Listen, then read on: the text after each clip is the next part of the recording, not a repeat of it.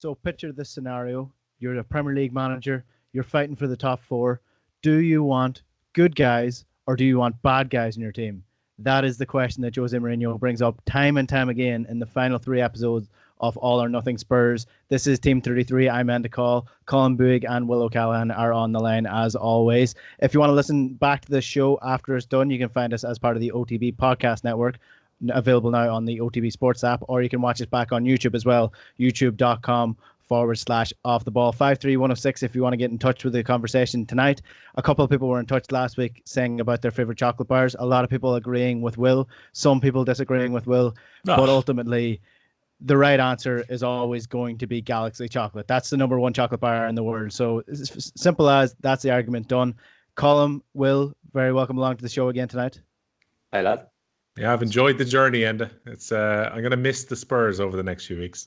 It's been an emotional one, but mainly what I've taken from this is Jose Mourinho doesn't like good guys. It comes up time and time again in these 3 episodes. It's definitely the most recurring theme so far, Will. Yeah, look, I enjoy a montage in anything, Enda, and we had a montage of crushing tackles and shithousery happening when Tottenham were playing. And you could see Jose Mourinho actively enjoying this new Spurs after lockdown.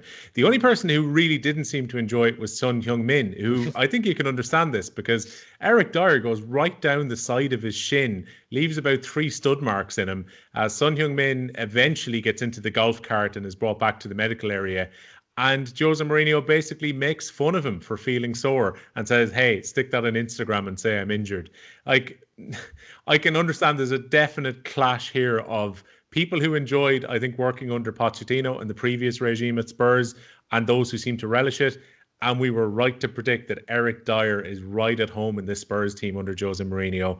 And you can see that Jose Mourinho wants him as his general on the pitch, because what he seemed to enjoy the most about Eric Dyer, and now maybe we understand why he went to defend him when he ran into the stand to accost those people who were bullying his brother during that FA Cup game, is that I think Jose Mourinho would go to the gates of hell for Eric Dyer and vice versa.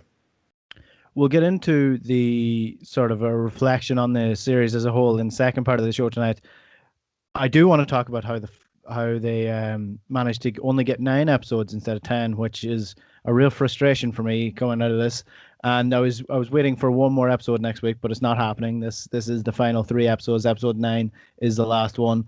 We'll start with episode 7 because up until now, it's been pretty much positive for Spurs. The initial bounce was under Jose Mourinho. Then he's trying to change the mentality of the club. That's when results start to go against them. But results really fall off a cliff in the final half of the season for Jose Mourinho, and all was not right. And episode 7 starts with the Leipzig result in Europe in the Champions League.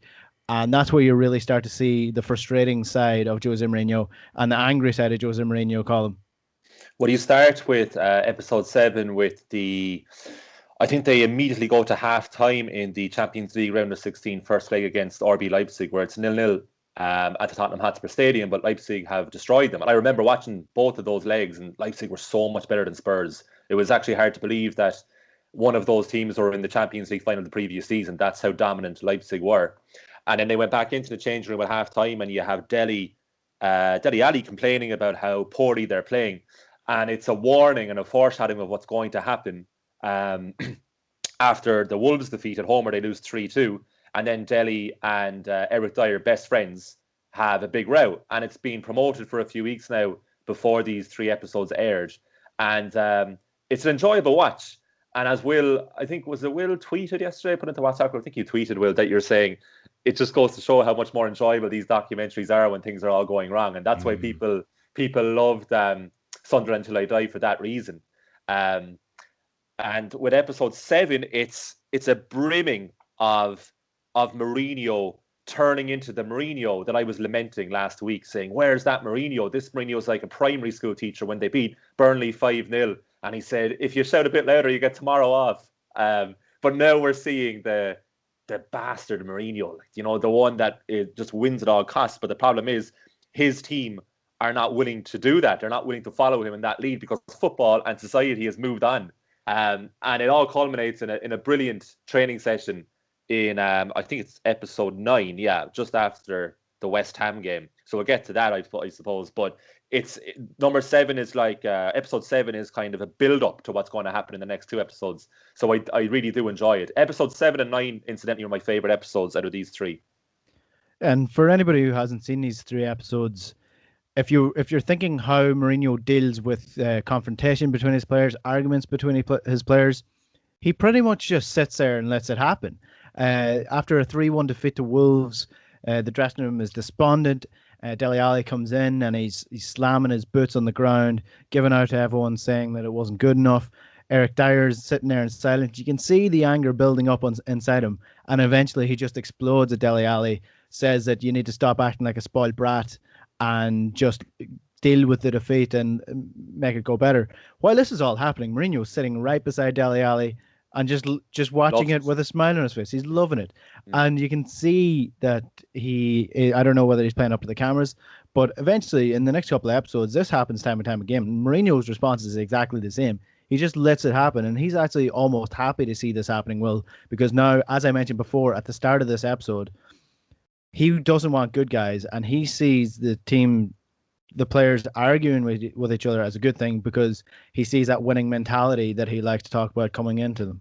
Yeah, I think you've summed it up really well. We basically had the seeds of this back in the first 3 episodes, where Mourinho came in and said, look, if anything, you guys are, you're a bit too nice, and I want to try and inject a little bit of steel into you. And then I think at some point he decides, I can no longer be the voice that's going to give out within this dressing room. I need you to tear each other apart and then rebuild each other. And the moment that kind of really stands out is, remember the very public argument between Hugo Lloris and Son Heung-min when they were coming off the pitch at half-time? And understandably, I thought Lloris was having a go at Son for putting his head down and not bothering to track back at all when he had made very little effort to win a 50-50. And Son Heung-min obviously felt that his captain was attacking him. We got to see for the first time the other side to that, where it went into the dressing room. Because on TV, we only actually saw the point where they go to the tunnel and we see the end of the game where Spurs have won and they hug each other, and it becomes a story in the papers the next day and is very quickly forgotten about. Son Heung-min cuts a very frustrated figure in the last 2 or 3 episodes of this series. And I think he's actually a bit hurt that more of his teammates don't come to defend him at the point that Hugo Lloris is coming in to have a massive go at him. And I wonder how much of his despondency goes back to Eric Dyer and that tackle that happens at training, which he feels is entirely unfair in a training session when they're in the middle of a busy period. Like, as we remember back in June, these players are playing every 3 to 4 days. And Mourinho seems to have very little time for fatigue or knocks or the idea that someone mightn't be able to play the next day. And again, this is stuff that we've seen throughout the series. It's almost like the series gets boiled down to this little kind of period in episode 8 and 9 particularly. And as you say, Mourinho is more than happy for the guys to have a go at each other. He feels that they're going to grow as a group if they're going to take leadership and have a shout. And he's certainly not going to be the intermediary if an argument is happening. He'll put his feet up, sit down, and watch 2 players have a go at each other. It definitely is the theme of these 3 episodes, is watching arguments boil over. The second one in this is the argument, like you said, between Hugo Lloris and Heung-min Son. And there's also one in training between Lucas Moura and I think it's Serge Aurier during the same training session that Son gets injured. So they're basically, Mourinho wants to have 11v11 after a bad defeat in the league, and he wants to see who's the best players, who's willing to fight for the jersey. There's some seriously tough challenges going in this training session for such a busy period. Son gets injured by Eric Dyer, or gets hurt by Eric Dyer, because he gets a stud in the shin. He goes into the dressing room, and then a fight breaks out between Lucas Moura and Serge Aurier, because Lucas Moura is not happy with the way that Serge Aurier keeps talking in the games or what he's saying. So there seems to be a lot of frustration here, and it's hard to tell whether that frustration is a good thing or a bad thing. A little bit of division as well, Andy. You might have noticed in that argument with Lucas Moura too. I know the camera kind of pans over and half catches it because their focus was on the golf buggy coming out to get Son away from the training area. But what I noticed is that the French-speaking players, who we got to meet a little bit when they were having a chat with Enda Coll about the fact that he isn't settling into the club and that Sissoko has become his best mate. I noticed that when Serge Aurier was arguing with Lucas Moura, it was Sissoko who kind of came across as a peacemaker, and Enda Coll was over there too. So it seems that the French-speaking guys have set up a little bit of a clique or a friendship group there, and they weren't going to allow Lucas Moura to bully their friend either. So I just thought that was kind of interesting, that Mourinho must have no problem with little small internal divisions and groups happening within that squad either.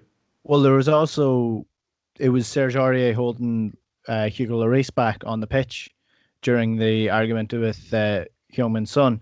Who was right in that argument, Colm? I think it's Hugo Lloris.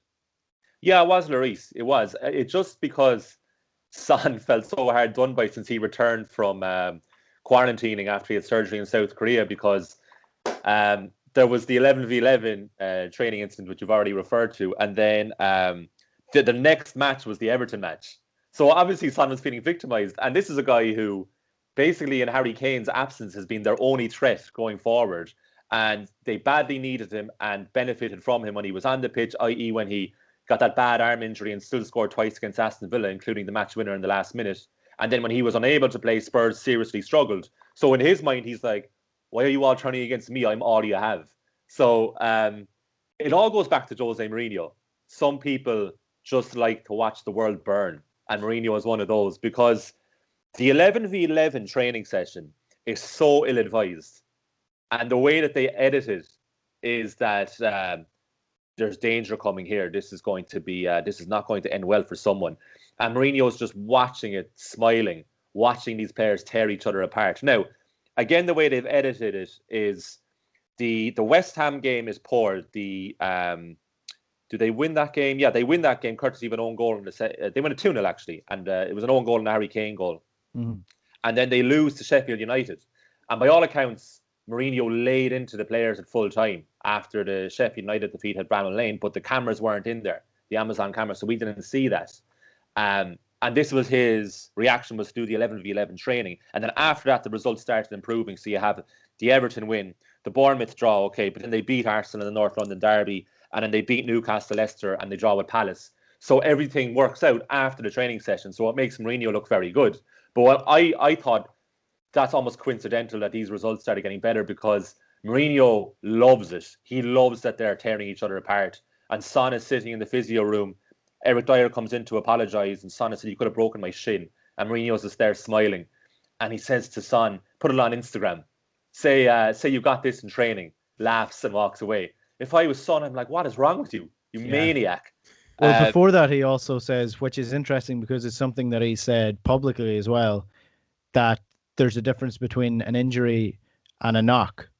Yeah. That's what he says to the doctors when Son is on the table. One thing I noticed about the injured players, because we see a lot of them during this All or Nothing Spurs, is that the injured players are sitting looking out at the current crop of players fit on the pitch. That can't be good for you mentally. No, it can't. But I'm guessing that, right, let's assume, right, under Maurizio Pochettino, those chairs were facing the opposite direction. And Mourinho, the first thing he did was come in and says, turn those chairs around, because I hate injured players. So have them looking at what's happening. It seems to be Hugo Lloris a lot, but as the captain, he doesn't seem to mind that. And Eric Lamella's there fair, because he's been so injury prone basically since he's arrived at the club. I mean, Lamella's a conundrum in general in terms of what he offers. He's like a defensive forward almost. He's been there for so long. But he seems to be watching a lot. And then another player I just feel so sorry for in this is Michel Verme, for so many reasons. 18 months. He hasn't played a game in 18 months. And then he plays, and he's at fault for the Norwich goal, and then they lose on penalties to Norwich in the FA Cup in the middle of a horrendous run. And he's just so sorry about that. And he's so supportive to his teammates. And even, spoiler alert to anyone who's not following Spurs transfer business, but at the very end of the series, they're having a gathering at a barbecue, I think, and they're saying goodbye to Jan Vertonghen and Verme. But Vertonghen gets the bigger send-off. You know, he gets the signed picture by the rest of the team and the Superman image with everybody signs autographs. And unless they gave Verme something and they just edited it out, it's just, I feel so sorry for him. But that's the life of a third-choice goalkeeper.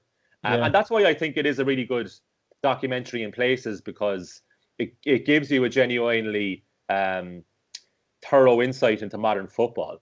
That there are limitations to this documentary, which we'll probably discuss as well. But that's what I enjoy about it.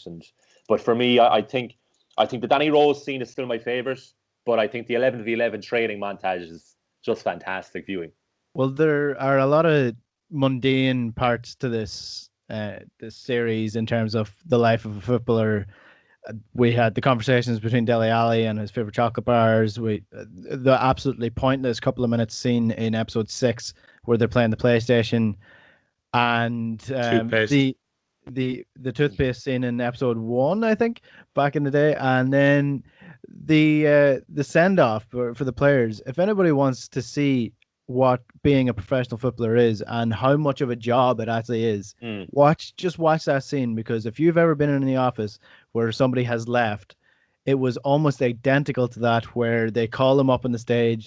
It's an awkward 2 to 3 minutes where they have to say thanks to all their past colleagues and that they'll really miss them. And then they kind of just sit down with their presents and get on with their day. I mean, if I can just imagine being in the shoes of some people that didn't actually like Jan Vertonghen or Michel Vorm, and were just like kind of half clapping in the background. They didn't really know them, and they're like, oh, who are they leaving? Were they with us long? I don't think I've ever spoken to them. So it was a weird situation. On Mourinho, just while we're on the discussion of frustrated Mourinho, do we prefer frustrated Mourinho that we're used to at this stage, or do we prefer episode 1 to 6 Mourinho, where he's nice and all about mentality and all about getting the players going again and kind of friendly? For my entertainment, Enda, I far prefer the Mourinho of episode 7 until 9. I think it's actually reflective of the series in a more general sense too, that 1 to 3 were really interesting because you had this changeover in power and where are Spurs going to go, and you're getting this insight into what's happening. And then I found that like 4, 5, and 6 were a little bit flowery. I know we got the nice story of you got a youth player coming through and he's getting his chance to play, and they've got this injury crisis and where are they going to go, and it starts building its way towards Act 2, and Spurs have fallen a little bit off the pace, but Jose is still fairly happy with the exception of losing his dog. And then we get to the Leipzig result appears to be the real kind of flip of the switch, which is they go to Germany. They're not entirely out of the tie beforehand, despite having not played well in the first leg. And then they get hammered and don't land a single punch in that second game in Germany. And after that, I think Mourinho decides to change his approach. And he goes back more to the Mourinho that we had heard about at Real Madrid, that kind of divided the dressing room and that fell out with Iker Casillas and couldn't get on with Sergio Ramos. And he was the guy who everyone in Inter loved to hate, but still kind of loved him, that Zlatan Ibrahimovic talked about. We got a bit of an insight into that Mourinho, who became, a motivator, a win at all costs kind of character. And maybe that's what Spurs need if they're going to get further up the table. And I take Colm's point that it is nicely framed that, okay, here's peak Mourinho in the middle of this, having his players kicking the S out of each other, and then results upturn and they finally get into the Europa League. But maybe Spurs' end of season form does somewhat come down to getting that group to come together, because some of the players, to give a balance on it, I know Son particularly loses his smile in the last 3 episodes, but Toby Alderweireld seems to really enjoy working under Jose Mourinho and those kind of defensive details that he gets, and having to be a little bit tougher. We see, say, Winks, who comes across a lovely guy. I mean, I love that scene where he went to the old folks home and he spent so much time talking to them, and he's signing autographs for kids on a different session, and we get this impression this is really nice homegrown kid who's living his dream. But also Mourinho is mentioning that he's getting into more tackles now. He's running more than he was previously. He's not passing the ball sideways as much. He's now playing an incisive pass. And it is good to see that some of those players flourish. Ben Davies seems to particularly love playing under Jose Mourinho. And then our heart just breaks and we see Troy Parrott in the background of multiple scenes and no sign of Troy Parrott getting anywhere closer to the first team. Listen. There are several things that have been left out of this. Not most of all Troy Parrott, because look, take the Norwich defeat in the FA Cup, for example. It's one of the key scenes in the entire thing, and they're focused on Hugo Lloris and Michel Vorm, because Michel Vorm is coming into this game after 18 months gone. This was Troy Parrott's game. This wasn't Michel Vorm coming back into the team. The narrative going into that game was Troy Parrott and finally getting a start because they had so many injuries up front, and then missing the penalty that eventually lost the game. Troy Parrott doesn't even get a mention. I mean, I can't help but I know they're trying to shelter him a little bit, but I can't help but be a little bit insulted on Troy Parrott's behalf. I mean, he was left out of the team by Jose Mourinho for so long, and now he's just completely whitewashed out of this entire series. But Uh, that's I definitely I don't one know. disappointment for me. I don't know. Like, we're so biased there towards that. Like, they obviously looked at it and said, "There's not enough here. There's not enough of a storyline here." I mean, you could argue that the person who should have been centre stage after the Norwich defeat was Jedson Fernandez, signed in January transfer That was a window, terrible and he penalty. missed the penalty. But Awful, we don't awful, see the awful penalty. penalty. We just see the cinematic version of Jedson hitting it, and then the Norwich staff in the background celebrating, and everyone else staying perfectly still. So I actually don't remember what the penalty looks like, but It was we only awful. see Jedson. He, So I'll take your word for it, because it looks. I know they slowed It's it a short run down, up. Yeah, but it's a he short just run up like when he hits it. passes it Yeah. to the But he Norwich should, goalkeeper. like, if anything, if you're coming to it completely objectively, and you have no affiliation with Ireland or Portugal, you're going to be like, well, I think Jetson's the story there, and they don't go with either. So you could say you have the same problem there. I just want to say one thing about Mourinho there. I agree with Will. Episode 7 to 9 is definitely my favorite Mourinho. I love that side of him, and I actually do. I understand why he, from a personal perspective, went for the 11v11 training session, because he was sick of these players' attitudes. Like, these guys are soft. They're so soft. But I would say my criticism of it is that he's not reading his players correctly. They're not like the players he had at Porto and Chelsea the first time around. It, like, you just have to be more subtle. I mean, Alex Ferguson's biggest strength was adapting to people all the time. He wasn't the same Fergie in the early 90s as he was in the late 90s. You adapt all the time. Mourinho's staying exactly the same because his ego doesn't allow him to change. I mean, he says in episode 8, on the team bus on the way to the second leg against Leipzig, "I bring expectation. It's my fault." And even at the end, one of the last quotes was arriving 14th, finishing 6th. A good achievement? I think so. Because that's all he cares about is his own personal results. That's why he does this 11v11 training session. And the other thing about Mourinho, which I was just shaking my head at, is he's obsessed with the strengths of the opposition. He accentuates their positives. So they're 2-1 up at home to Wolves in that match where Dele and Dyer fight afterwards. Half-time 2-1. And all he talks about is Wolves. They're very fast, they're intense, they're powerful. Watch them. Be careful of them. Of course, you're going to get into the minds of the players. Half-time against Manchester United in the first game back after restart, they're 1-0 up. He talks about a player from the opposition who's not even on the pitch. He goes into great detail about Pogba. Watch Pogba. Careful, he's very good. He's very, very good. As if to say, like, he's way better than he. And the last thing he says, so he sends them off, and they, "Oh, yeah, let's go. And then one last thing, don't let Pogba shoot. He's not even on the pitch. You have to worry about the 11 players on the pitch.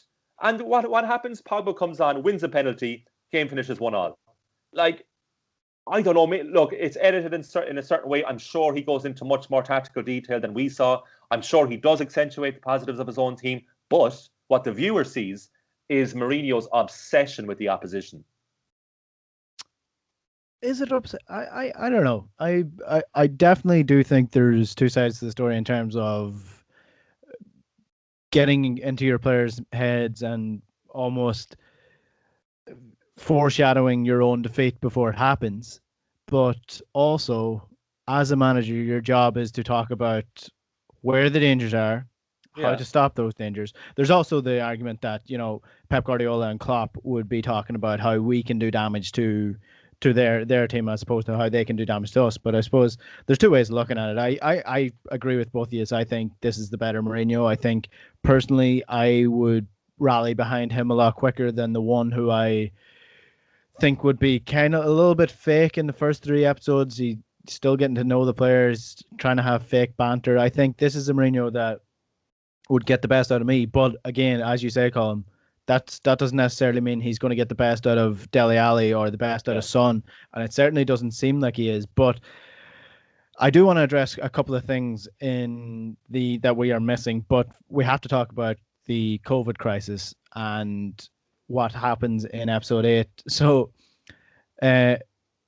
we see sort of a little bit of the early days where the players are now doing fist pumps as opposed to handshakes at the start of the day. But who put the executive in charge who didn't know why Daniel Levy was so against not having fans in the stadium? Can I just ask that question? It was absolutely bizarre. It was that kind of slightly above middle management into senior management within a role, within a club, who was kind of like, yeah, I'm going to be deadly honest here. I've no idea about football. So Daniel, tell me exactly why you've got an issue with us not having games at home.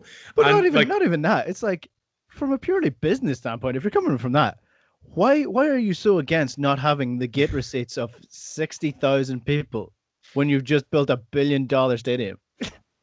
Yeah, and like the thing is, what I thought was quite clever was that around the pandemic too, they showed their new, I think they called it the Dare, which is the walk that you do across the top of their stadium. And Daniel Levy's emphasizing how much they can make from the match day experience. And he initially shop revenue isn't down, and that's great news. And earlier this year, they'd struck their big deal with the NFL, and this was going to be the cash cow that would be able to pay the wages that they need to keep players like Alderweireld and Eriksson at the club. And this is the way Spurs are going to go forward. And then the pandemic hits. And yeah, as you mentioned, this lady who seems to be doing some of the negotiations and the back and forth with the Premier League too, seems shocked that Daniel Levy would have a problem with leaving a few million quid a game behind for the 5 home fixtures that they have left. So we get to see kind of the shuddering effects of the pandemic coming in, almost an acceptance that it's going to be very difficult for Spurs to do business. I wonder too the timing of the conversation that they have with Ndombele about trying to turn his form around. There's almost an acceptance that nobody around Europe in this pandemic is going to have the money for us to be able to do a quick flip on you and sell you back even at a small loss. So we're now going to have to invest some time to try and get you happy at the club and to try and make things work out. What I did enjoy, lads, I don't know if you noticed this too, is that the conversations that the Spurs players were having in that area where they have their breakfast and Sky Sports News is on the screens on the wraparound, they were speculating just like we were about whether the Premier League would come back. You get the news that Serie A have suspended for a month. Harry Kane is thinking the Liverpool fans are probably going to be really mad if the Premier League season doesn't get completed. The doctors are speculating about how long it could take to come back and how quickly he could get the season finished. Even Mourinho is accepting it could be September or October before they get back to play again. They mention null and void when they're having their conversations. These are the exact conversations that took place, I think, in our office in the initial 2 or 3 days after the pandemic really ramped up. Yeah, and the coronavirus doesn't actually appear too much in this. I suppose what can you do if the players, you can't really film players from home because everyone is in lockdown, but their situation was very much similar to what everyone else was feeling at that stage. They didn't know about the future. They didn't know what was going to happen. Mourinho didn't really know how he was going to get his players trained. And it was all this sort of management rushing to try and figure out what the hell we do after the Friday the 13th, which I actually forgot that it was the 13th and it was a Friday in March when we had that avalanche. It was like the stock market falling off sports events. You had the Euros being postponed, the Olympics being postponed, the Premier League gone, the Championship gone, Serie A gone. Everything was just falling apart at that stage. And working in a sports station, it was quite scary. And you kind of get that feeling in Tottenham as well. They just don't know what's going to happen. What I didn't like, and what they have, they have whitewashed quite a lot of this because it is at the end of the day a PR job for Tottenham. And I've no issue with that when it comes to arguments, when it comes to little different tactical things that Mourinho might not want it in there. What I can't get behind is them showing all the good stuff, like opening up Tottenham Stadium to the NHS, giving the food that they had in the stadium to charity, which you have to commend them for. But they didn't mention anything about Tottenham being one of the first clubs in the world to furlough their staff when they have the money to support them. I can't get behind that. There were a lot of editorial liberties taken.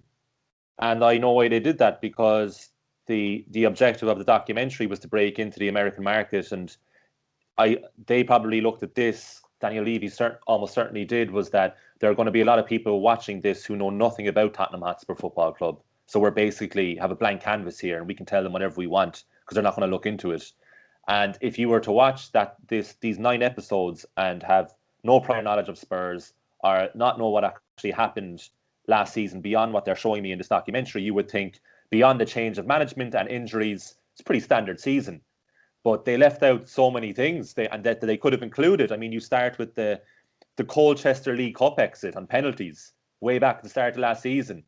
When they had Hugo Lloris in goal and Christian Eriksen missed the penalty, it wasn't the kids playing, it was a mixture.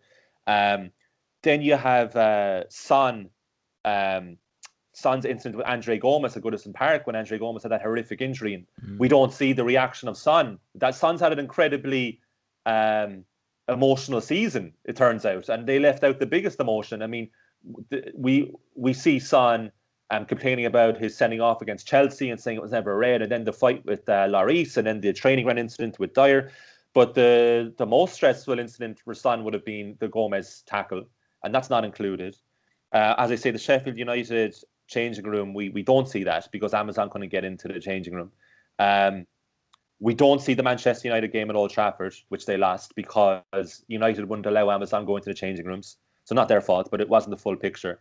The furloughing of non-playing staff, the reversal of that decision, how stressed Levy became about that, how shocked he was by the reaction to originally furloughing the non-playing staff, we don't see that. They received the £175 million Bank of England loan. That's never mentioned. They break COVID protocol. Serge Aurier getting a number of haircuts. Mourinho and Ndombele out in the public park. And then the Brighton match, which apparently was a big catalyst in Pochettino leaving, where Hugo Lloris broke his arm back in October, I think it was. So there are so many elements that are omitted. And they're actually the most fascinating parts of the season. So it is totally whitewashed into thinking that this is a purely footballing focused season, which apparently is what they intended to do. But you have to change your plans when for 3 months of the season there is no football played. So I don't really buy the fact that COVID happens and the players have this meeting and they're saying, well, initially we're going to suspend the season for 3 weeks, and then it becomes longer than that. And I think the last time we see them is in April, and then it skips back to May, and the season's about to start again. And I want to see more. I want to see what happens in between. What do the players do? Because we already know that they're so much more normal than one might have imagined beforehand, and the mundanity of their lives is actually extraordinary.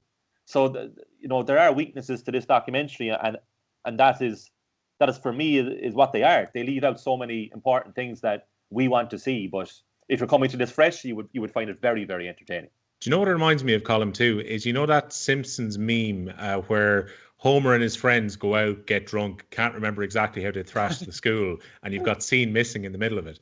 That's kind of what happens with the pandemic. It's like you get to a point where the doctors and physios are saying, all right, let's get watt bikes and let's put them into vans and get them around to the players who don't have a gym at home. And then it's kind of like Mourinho going, right, well, they're going to be gone for this long. And next thing it's like scene missing, and then they're back playing games again.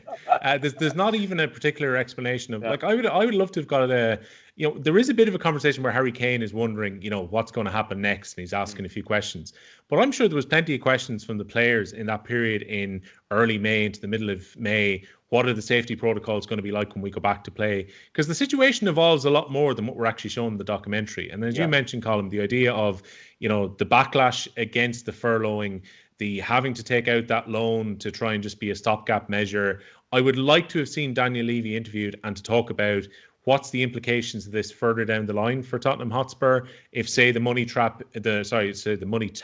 was to be turned off for a while, what kind of effect is that going to have for Spurs as a club? Not just about transfers and in terms of who they can put onto the pitch.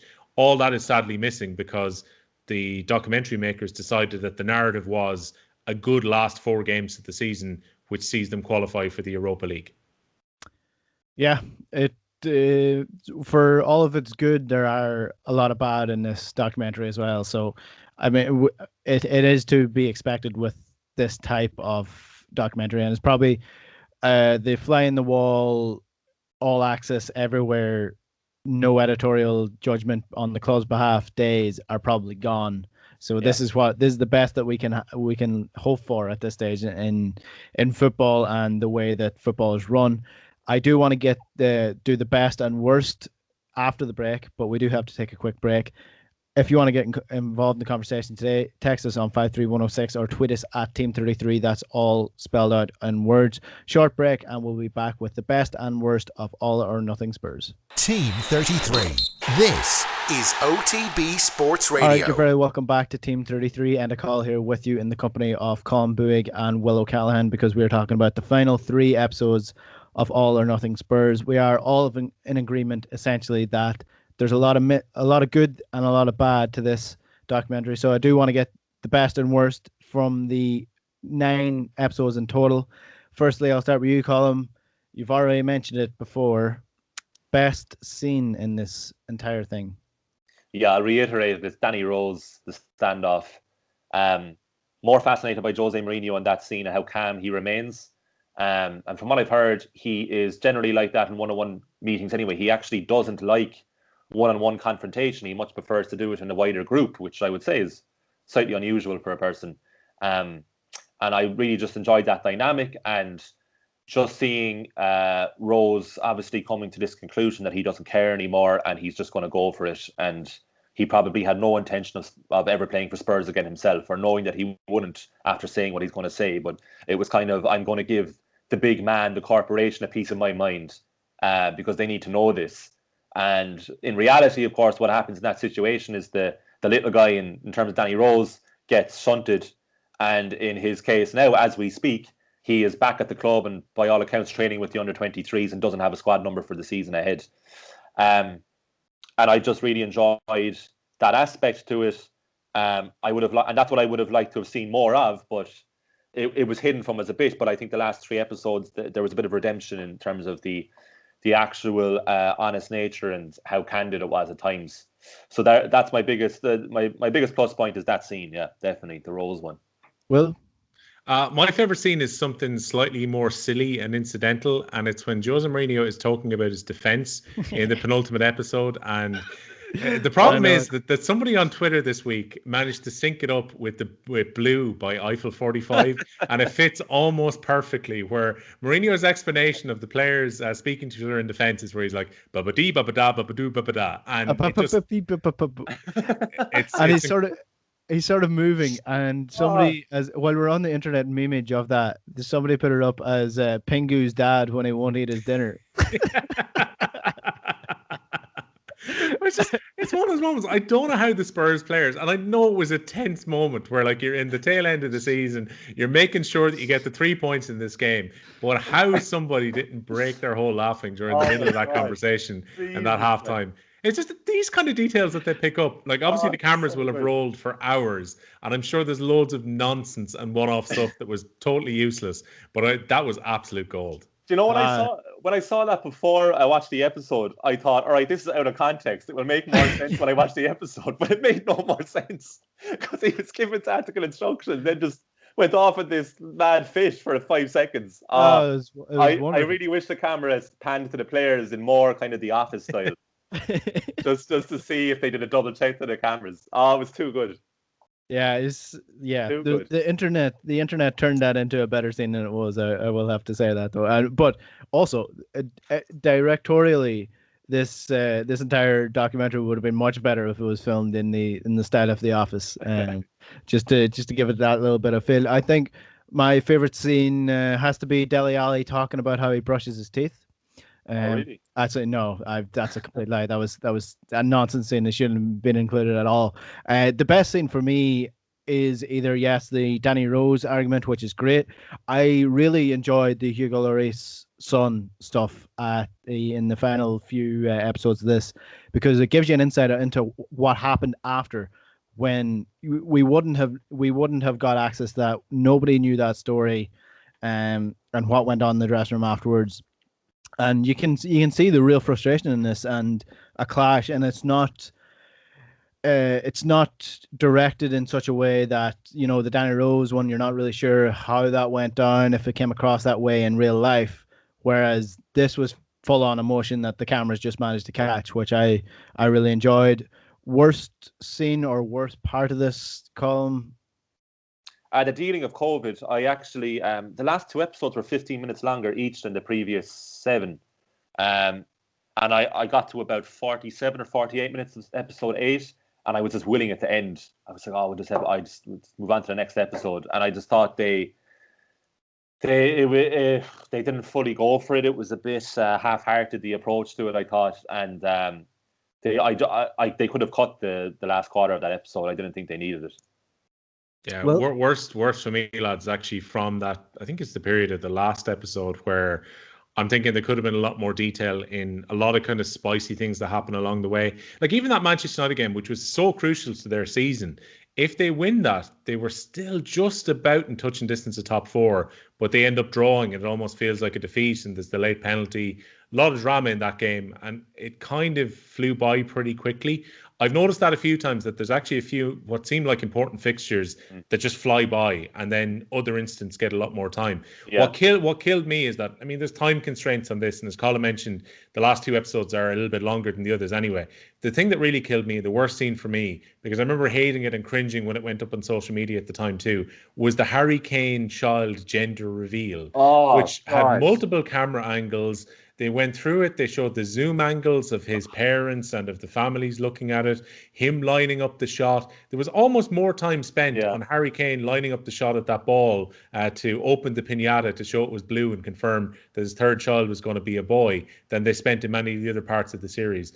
And like, again, this is where it's shot wonderfully glossy. Everything's in HDR. You've got Tom Hardy on the voiceover, and you know that all this money and effort has gone into it. And I can't believe that an editor would decide to focus that much time on such a nonsense of a scene. Yeah, it was very Americanized. That scene, I didn't really enjoy that either. I probably would be on Colm's side in terms of, and yours as well, Will, that there's just that little third bit of detail in the arguments and in the tension and in the season as a whole. And I didn't really like how they shaped the narrative as the season was going along, that everything's great regardless of what's happening. So when they first start off, they're going to go for the Champions League, top 4, and a trophy is the aim. And then by the end of the season, it seems like they just ignored the fact that they said all that, and that finishing in a European spot is fine. Just on that end, Colm and I were talking about this a little bit earlier this morning, and I'm convinced the Daniel Levy piece that's in there towards the end, where he says, you know what, Europa League, after everything that's happened this season, it just wraps it up into such a nice little bow, where he goes, you know, after the circumstances, not that bad, is it? And maybe we can qualify for the Champions League through the Europa League next season. It's entirely different to everything he said when they were sacking Mauricio Pochettino at the start, where it was all about the Champions League, and we were at the final last year, and we just stick at that level, and it's important that we're successful for the TV deals and for everything else. And then you get this nice little thing that wraps the narrative up nicely. And if you were to walk away and say, if you didn't watch the season, and maybe you weren't like us who have to follow the football forensically for work, if you're that person in America who's watching this, you're probably thinking, you know what, Jose Mourinho actually did come in and rescue a club that were in a bad place, and they ended up exactly where they needed to be. I never fancied her anyway. It was one of those ones. It had the feeling of aim for the moon and you might end up in the stars kind of situation with Jose Mourinho. The bit that I didn't enjoy, I'll just add this one more. It's an elephant in the room for me. And it's an elephant in the room for me in terms of Tottenham and football coverage in general. Harry Winks is not a good player. I'm not having this. He's not a good player. He's an average player at best, and they try and shape it in such a way that he's a homegrown hero that, yes, fair enough, he seems like a nice guy. I have nothing against Harry Winks personally, but my God, the English media overblow his talent completely. And I'm just not having it. That's my 2 cents. That, well, doesn't it suit the narrative perfectly, Enda? It's the homegrown hero, and we saw this with Tanganga as well. And he gets his contract at the end, and there's a nice moment of his dad coming along, and the photo been taken after signing the contract. Similarly with Winks, it's like we've got pictures of him as a 4-year-old wearing his first Tottenham jersey, which makes me feel horribly old when you realise that you remember that jersey. And then it's like Winks is no longer this kind of crab on the pitch who sideways passes. Mourinho has got him moving the ball quickly forward. And you see that a little bit with Lo Celso too. Like there's definitely this feeling that, we've made Lo Celso into a player. When Kiko Lamela came back, it was like, Lamela's now starting to hit form. There's this idea that these were players that Pochettino would have never got to this level. But Mourinho has this magic dust that he can spray, and it will turn these players into brilliance. And it means these youth players who never get a chance, like Troy Parrott, will definitely develop within the Spurs first team. Yeah, absolutely. Before we finish up, favorite player after coming out of this, Colm? Oh, that's a good question. That is a good question. I will say Ben Davies. Seems like a nice lad. Yeah. Seems like a nice lad. I like him. The two lads who leave, Vertonghen and Eriksson. Eriksson comes across as a thoroughly nice guy, and a guy who there's no bad blood about the departure on either side. But Jan Vertonghen comes across really well. I think he's quite genuine in the charity work he does around Christmas, which we see in the kind of third and fourth episode. And again, there's an acceptance, I think, on Vertonghen's part. Once he sees that his buddy has got the lucrative contract beside him, he's probably thinking, we're both into our 30s. I'm particularly heading into my mid-30s. I'm not getting the same contract as he is. And he's accepting throughout the series that he's going to leave. You can see the players all quite like him towards the end. And the other third wild card I'd put in is the heart and soul of that dressing room, and that is Moussa Sissoko, the guy who Spurs fans used to hate a couple of seasons ago when he arrived from Newcastle. And he put in some underwhelming performances, and the feeling was he was just a runner and there wasn't more to his game. Moussa Sissoko seems to be a really important person in that dressing room, not just to that French group of players that we mentioned, but everyone just seems to love Sissoko. Yeah, that was my wild card as well. Moussa Sissoko seems like an absolute gent, and so does Heung-min Son. Yeah, even though he's a little bit frustrated at the end of the series, I thought it was really interesting, the insight into Harry Kane and the respect that he garners within the Tottenham dressing room. He's by far and away their best player. Everyone knows that. Everyone respects that. Really liked Hugo Lloris. Thought that he demanded a certain performance from his teammates, even if he isn't necessarily performing the best himself. I thought you get a good insight into why he is the captain. And like you, Will, Mr. Sissoko just comes across great in this episode. They're all nice. That's Mourinho's point. They're all lovely. They're too nice. Thing. No, but that's not true. You can't be too nice. That's to sum this all up in a nice little bow, just like Tottenham did with this All or Nothing, the Tottenham players are all too nice. Yeah, because here's the thing, Enda. With the exception of a few kind of flashpoints they've deliberately picked out, we don't get to see maybe the negative points about these people. Like, I wonder what the audience would think about Serge Aurier when they hear about him going out to get 2 haircuts during lockdown and breaking the protocols and potentially putting Tottenham in danger about their games coming back. Because that was a genuine issue at the time. Yeah, there's a lovely little foreshadowing. And if you didn't know about the story, you wouldn't have picked up on it. When they're talking about the lockdown, Serge Aurier is the last man they show on the screen. Right. Oh, very good. A little Easter egg for those of us who know what happened. Very good. If you go back on it, should be a continuity editor. Very good. If you go back on it, you'll see that they're talking about lockdown. The Premier League has been cancelled, and on the training pitch, Serge Aurier is the man that they have the camera on before they cut away to the next scene. Beautiful little bit of directing. Overall, what are we going to give this out of 10? I'll start with you, Will. I think probably a 7 or 8 out of 10. Again, I think this drags in the middle. The 3 episodes are a little bit more tedious after. Like, the first week was great. I really enjoyed the first week. Second week I found a little bit harder, but there were entertaining parts, which is worth persevering for. And the last 3 are a really good watch. I actually think you could probably watch the last 3 episodes of this series having not seen the previous 6, and they'd still be interesting in and of themselves. So I was kind of going more towards a 6 or a 7 before this week. I think this week brings it up to a fairly solid 8. I can highly recommend that people sit down and have a watch of this. I think of its type, if you compare it directly to Juventus and Man City particularly, this is better than those 2. Colm? I rate something based on whether I would rewatch it. I wouldn't rewatch this, but it's really, really well made. I think it flows very well. It's very watchable. No harm in watching it, I would say, is my recommendation for people. If you already know a lot about Spurs, you're not going to get much more insight. If you don't, it's for you. It's a very good documentary. I would say 7.5 out of 10. It's a very Cork answer from you, Colm. How so? You know yourself. You know that was a Cork answer. I don't know how that was. It's just like Asher. It was very fair. Asher, yeah, it was grand, yeah. But if you want to watch it, yeah, do go ahead. You'll enjoy it anyway. It's sort of just a you do you and we do we. Hold on. What are you giving it now, Enda? Yeah. Hold on. I'm actually going to give it a 7.5 out of 10 as well. I thought it was. Whoa. You have to justify that now. Come on. I think what it misses doesn't outweigh what it has. Like you, I'm not sure if I would rewatch it, but ultimately I think you get enough insight into justify making it, and it's definitely better than the Man City one, which was at best a 5 out of 10. So I think there's a solid 7.5 out of 10. Wouldn't rewatch it again, but I thought it was worth watching and definitely worth analysing in a deeper sense. And on that, that's all we have time for on Team 33, and that's all we have time for All or Nothing Spurs.